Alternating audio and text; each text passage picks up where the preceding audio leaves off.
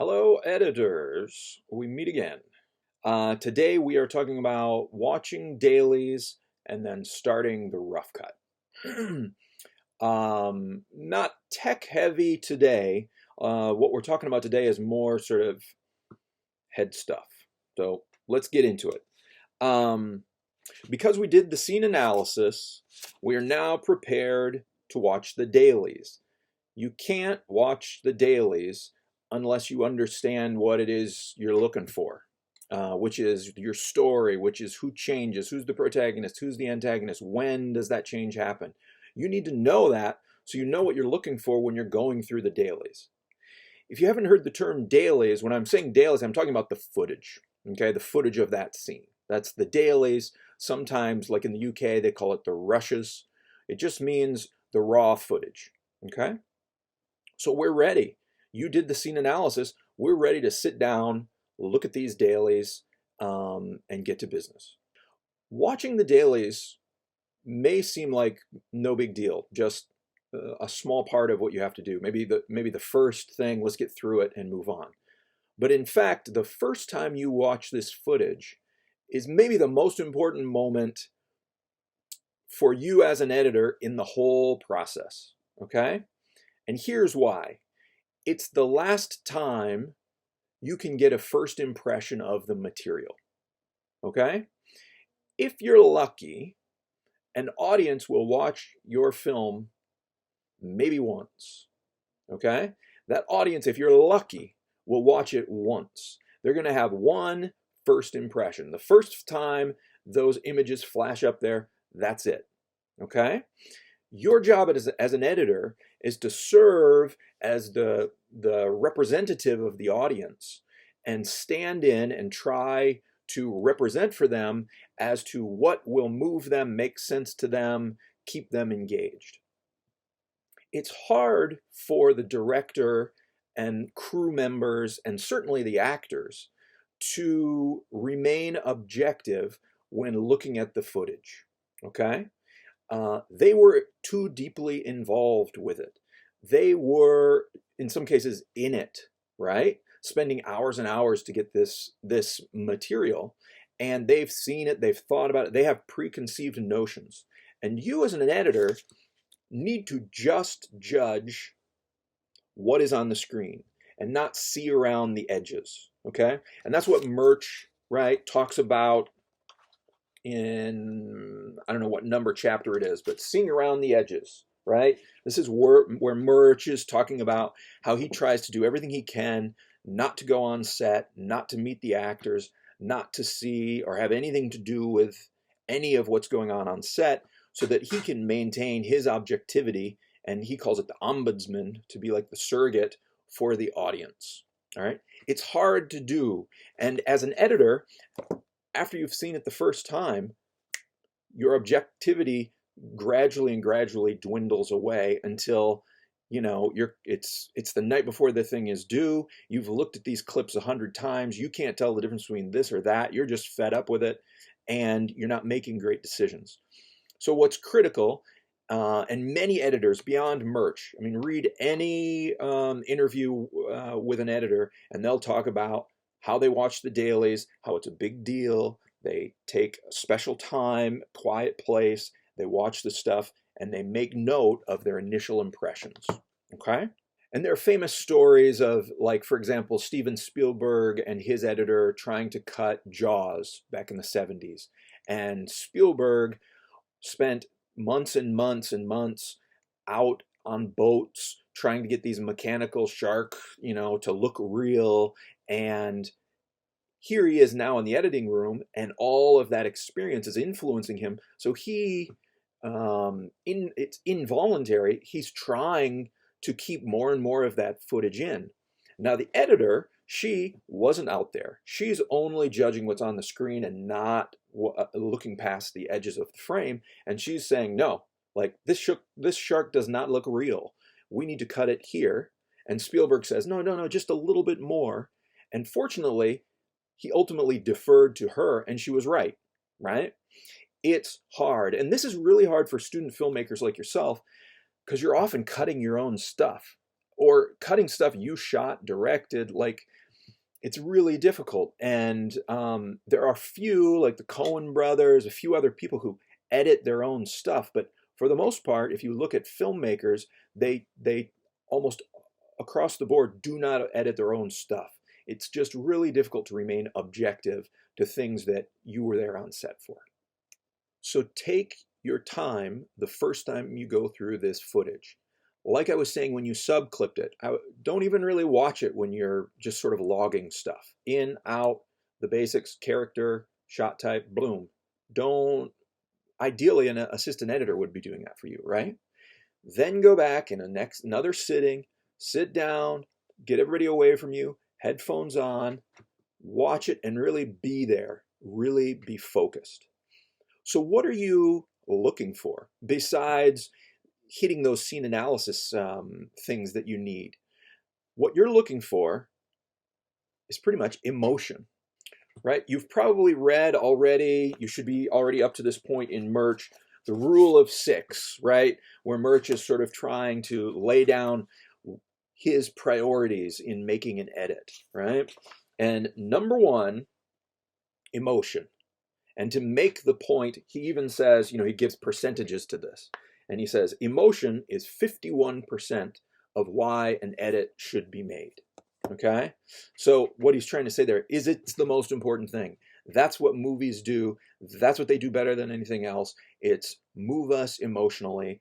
And our job as editors, almost always, is to look at the actors, tell if they're telling the truth or they're lying, if the emotion is believable or not, and use the believable stuff and cut out all the unbelievable stuff.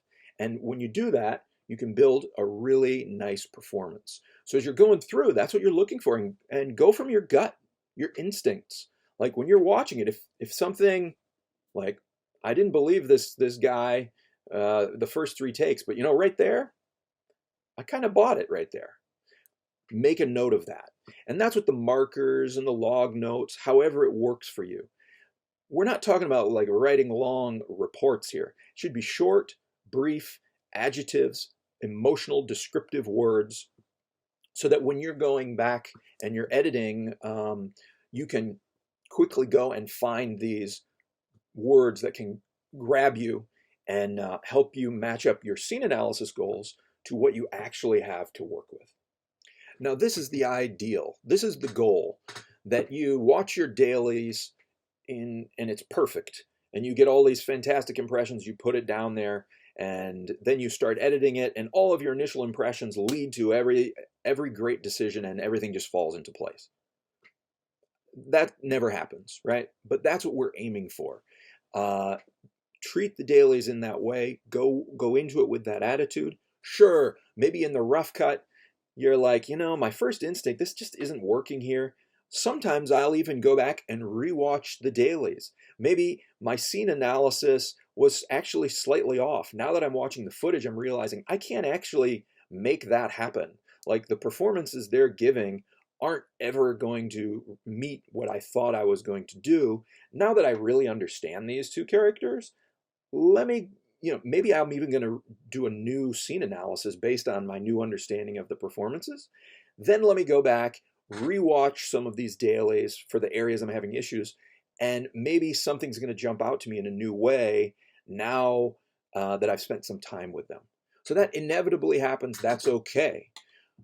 But that doesn't prevent me from trying to do my best initially with a tight scene analysis and really being careful in going through my dailies.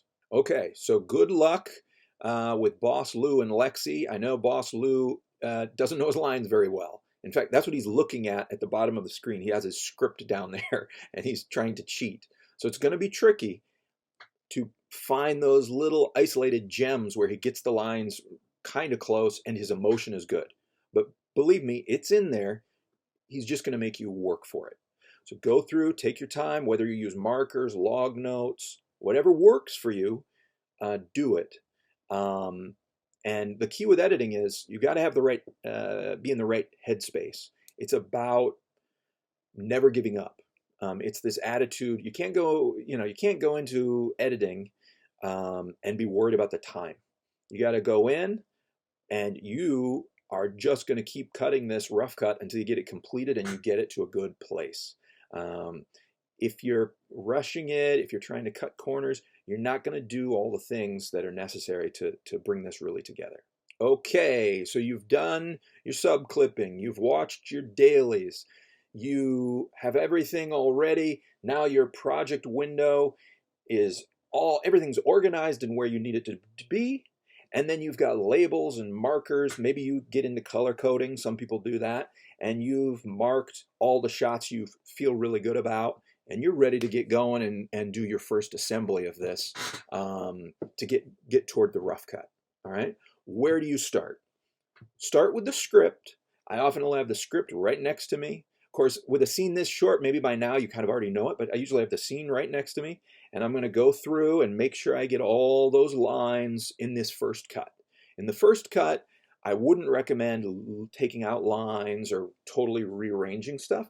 Try to make it try to make it work as written the first time you put it through. Now, having said that, you don't necessarily always want to start at the beginning. Oftentimes it makes sense. You have an idea of where to start at the beginning. But with any scene, when you're editing it, you should start where you feel strongest. So when you went through the dailies and you were making notes and labeling things, maybe there were a couple of moments, a couple of shots where you were like, boom, that's it. The change moment, that's it. Lexi nailed it there. I love this take. I want to do this. I can even see how I'm going to cut to it like in an overlap edit. Boom. Start there. Don't start at the end of the scene. Start there. You know, you have a feeling about that. Start where the feeling is, okay? Cut that in, and then, okay, if that's where you're going to, what's going to follow that? Oh, beautiful. And keep going. Maybe you go from the change moment to the end, then you work your way back out from there. Or maybe you put in Lexi's change moment and you're like, and I know exactly what loose shot I want to lead into that. Kaboom and boom. That's what editing. That's when editing is rolling, and when you're feeling good is when one thing leads to the next, leads to the next, leads to the next. You get sort of stumped at times when you just don't know what comes next. And even at the beginning of a scene, don't feel like you have to start at the very top. Right? Start where you feel good, and then work out from there. Okay, laying down that first assembly. As an editor, I use a lot of the keyboard shortcuts. It's faster, it's smoother. I don't do a ton of dragging and dropping. What I do is my left hand is on JKL, which is backwards, forwards, and stop. And then I can move up and down to I and O, and I can move down to the comma and the period, which is overwrite and insert edit. My right hand is on the mouse. So I'm moving things around. I'm just cutting things in. For your assembly, and actually in general all the time, but particularly at this point, try to have as few tracks as possible. Like, we don't need this to start spreading out like some sort of crazy family tree looking thing. Like, if you're doing a rough cut, you really just need one track of video and two of audio. Maybe two video because you're sort of playing around with some B-roll or layering stuff, but keep it simple and streamlined.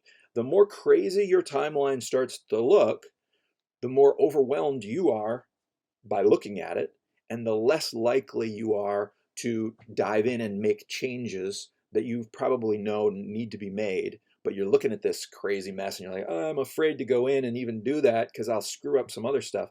Avoid that. Keep it as simple and as streamlined as possible, especially at this point in a rough cut. Like, you're just piecing together the performances. Don't worry about overlap edits yet, unless you know, like, I know this is in my head. I've got to see it. But in general, just get it down there. Your next pass is when you're going to start playing with overlap edits and doing that kind of stuff. Another thing to keep in mind is conventional cutting patterns. Okay? The conventional cutting pattern of editing in narrative movies is basically start wide, and then you work your way in, and then you work your way out. Now, in the old days, like the 40s and the 50s on the studios, this was like the law. They wouldn't let a film out of the edit suite if you cut from a wide shot to a close-up.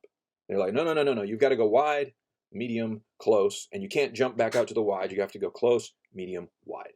Now, I'm not suggesting we should adhere to those rules so strictly, but there is logic to keeping that in mind, okay? And when you start cutting together a rough cut, often you're guided by the performance and them delivering the lines. And sometimes what happens is you're choosing from different, you're choosing from the OTS, then you're choosing from the close-up, then you're choosing from the master, different things like that.